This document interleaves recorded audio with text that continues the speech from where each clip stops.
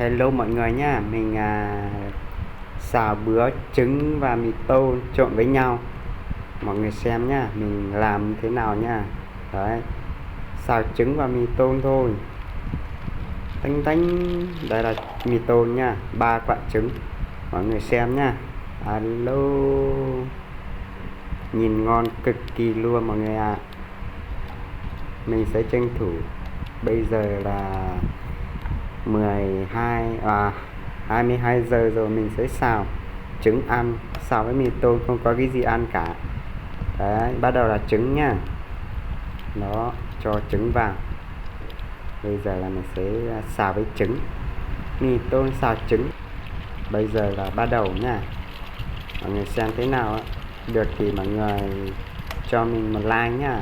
Đó, quả thứ hai nha. Đây. Ok luôn, ngon cực kỳ luôn nha. Bắt đầu là quả thứ ba luôn nha. Đấy, quả thứ ba luôn. Ngon ơi là ngon nhá mọi người ơi, ngon cực kỳ luôn. Đấy, mọi người thấy không? Ngon nhá. Rêu. Đó, ngon lắm luôn.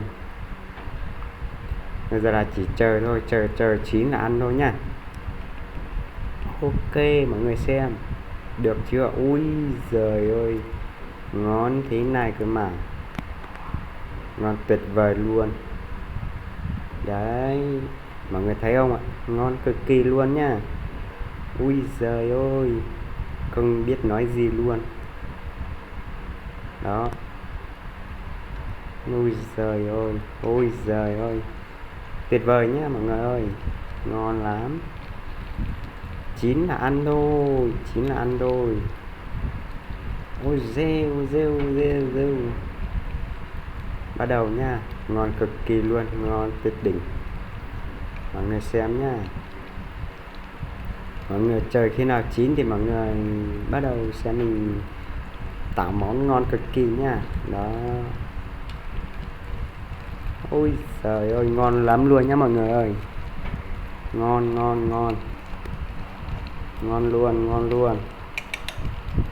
Đó, ngon không biết nói. Ôi trời ơi, sắp chín rồi nha. Đó, ui hình như sắp cháy rồi. À không, đây là mình cho súp vào nha, cho bột mì, súp mì tôm vào nha.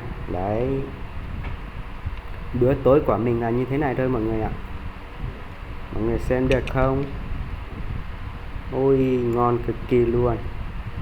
Đó, bây giờ là đẩy cái nắp vào, một lúc nữa là nó chín. Đấy, bắt đầu mở ra. Ôi chín rồi nhá mọi người ơi, chín rồi. Chuẩn bị múc ra thôi nha, múc ra bắt và thưởng thức. Ok, ngon đấy. Bắt đầu nha, ngon chưa? Ok, múc vào bát nha. Đó. Ui giời, đấy, ngon chưa? Giống như kiểu cân răng ấy, nhưng mà không phải nhá, trứng với mì tôm thôi nhá. Đấy, còn ít cân nguội nữa nha mọi người xem nào. Đấy, ăn với cân nguội đây. Ôi giời, nghèo quá, ăn như thế này thôi, nghèo ơi là nghèo mọi người ạ. Mời mọi người nha.